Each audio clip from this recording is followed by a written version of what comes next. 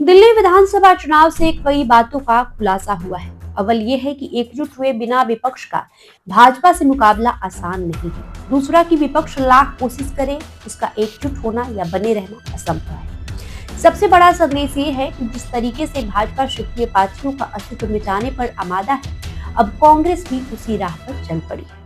लोकसभा चुनाव में भाजपा और उसके सबसे बड़े नेता नरेंद्र मोदी के खिलाफ विपक्षी दलों ने एकजुट होकर मुकाबले की रणनीति पर तो काम किया, पर उसके बाद एकता की धज्जियां भी विपक्ष ने उड़ा दी। हरियाणा और दिल्ली विधानसभा चुनाव में विपक्ष की फूट साफ साफ दिखी। आश्चर्य ये कि विपक्षी गठबंधन इंडिया का नेतृत्व करने वाली कांग्रेस ने विपक्षी एकता तोड़ने में महत्वपूर्ण भूमिका निभाई।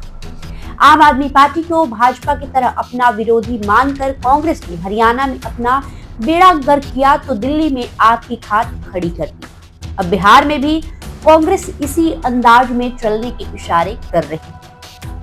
पश्चिम बंगाल में टीएमसी से कांग्रेस का टकराव लोकसभा चुनाव से ही बना हुआ है, यानी देश की सबसे बड़ी पार्टी भाजपा ने राज्यों में क्षेत्रीय दलों को खत्म करने का बीड़ा उठाया है, तो सबसे बड़ी और गौरवशाली अतीत वाली पार्टी कांग्रेस भी उसी राह पर चलती हुई दिखाई पड़ रही है।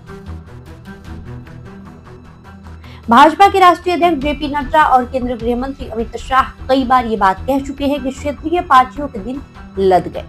ऐसा कहने का उनका आशय बिहार में भाजपा की सहयोगी बड़ी पार्टी जदयू से रहा है। इस बात से खफा होकर जदयू के राष्ट्रीय अध्यक्ष और बिहार के सीएम नीतीश कुमार ने 2022 में भारतीय जनता पार्टी का साथ छोड़ दिया था। उन्होंने न सिर्फ साथ छोड़ा बल्कि भाजपा को सबक सिखाने के लिए विपक्षी दलों का गठबंधन भी बनाया। ये अलग बात है कि विपक्षी गठबंधन का सूत्रधार होने के बावजूद उन्हें इसका लाभ नहीं मिला और लोकसभा चुनाव से 6 महीने पहले ही भाजपा के शरण में जाना पड़ा।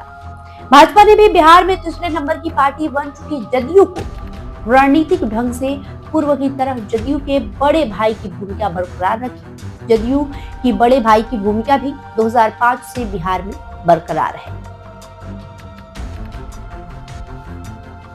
वहीं जदयू की तरह ही लालू यादव और तेजस्वी यादव की राजद की मोनोपोली रही है। राजद भी महागठबंधन बनाकर बिहार में स्वघोषित बड़ा भाई बना हुआ है, यानी महागठबंधन उसकी मोनोपोली रही है।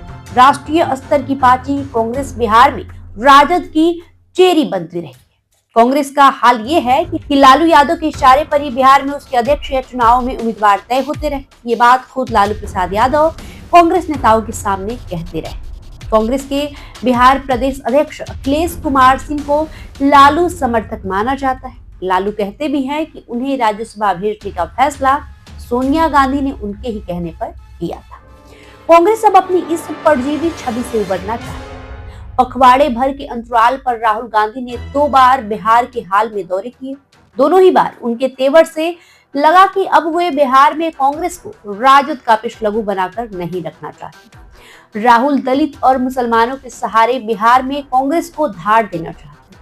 उनके इरादे से यही लगता है कि कांग्रेस बिहार में हरियाणा और दिल्ली की तरह ही अकेले चलने का फैसला कर चुकी है। इधर राजद को भी हरियाणा और दिल्ली विधानसभा चुनाव के नतीजे देखकर अब ये बात समझ में आ गई होगी कि कांग्रेस से पंगा लेना अहितकर साबित हो सकता है। कांग्रेस चुनाव जीतने की स्थिति में भले ना हो, पर महागठबंधन के घटक दलों को हराने का मादा तो उसमें है। जिस तरीके से कांग्रेस संविधान, अम्बेडकर और दलित को लेकर मुखर है, उससे बिहार में तकरीबन 16% दलित आबादी का खासा हिस्सा उसके प्रभाव में तो आने की संभावना है। मुसलमानों की तो पहले से ही कांग्रेस हितैषी रही है। बिहार में मुस्लिम आबादी भी करीब 17-18% है। राजद ने मुस्लिम वोटों के लिए पहले से ही यादव बिरादरी के साथ समीकरण बनाया है और मुस्लिम और दलित वोटों को ध्यान में ही रखकर जनसुराज के सूत्रधार प्रशांत किशोर अपनी पूरी रणनीति बनाने में लगे हुए हैं। इसमें कांग्रेस ने भी कुछ झटक लिया तो राजद की परेशानी बढ़नी तय है।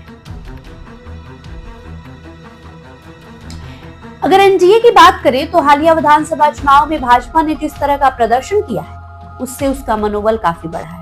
लोकसभा चुनाव में भाजपा थोड़ी कमजोर पड़ी तो सरकार बनाने के लिए उसे क्षेत्रीय दलों का सहयोग लेना पड़ा, पर अब स्थिति बदलती हुई दिखाई पड़ रही है। भाजपा के सहयोगी क्षेत्रीय दल तो उसकी स्थिति देखकर अब सरेंडर की मुद्रा में दिखते हैं। जदयू के राष्ट्रीय कार्यकारी अध्यक्ष संजय झा कहते हैं कि बिहार में छोटे और बड़े भाई के रुतबे का कोई सवाल नहीं है। विधानसभा चुनाव में बेहतर परफॉर्मेंस एनडीए की प्राथमिकता है। आमतौर पर हर बार चुनाव से पहले जदयू सीटों के लिए भाजपा पर पहले से ही दबाव बनाना शुरू कर देता था। ये पहली बार है जब सीटों के बजाय जदयू के सिर्फ नेता परफॉर्मेंस की बात कर रहे हैं। दिल्ली की जीत पर जीतन राम मांझी, उपेंद्र कुशवाहा और चिराग पासवान ऐसे ही उतरा रहे हैं जैसे खुद ही कमाल कर दिया। इनका मानस समझने की कोशिश करें तो साफ समझ में आएगा कि भाजपा के सहयोगी राज्यों में उसकी बढ़त देख समर्पण की मुद्रा में। बहरहाल आपका इस वीडियो पे जो भी राय होगा हमें कमेंट बॉक्स में लिखकर जरूर बताएं। साथ ही इस वीडियो को लाइक करें, शेयर करें, हमारे यूट्यूब चैनल को सब्सक्राइब कर लें। बहुत बहुत शुक्रिया।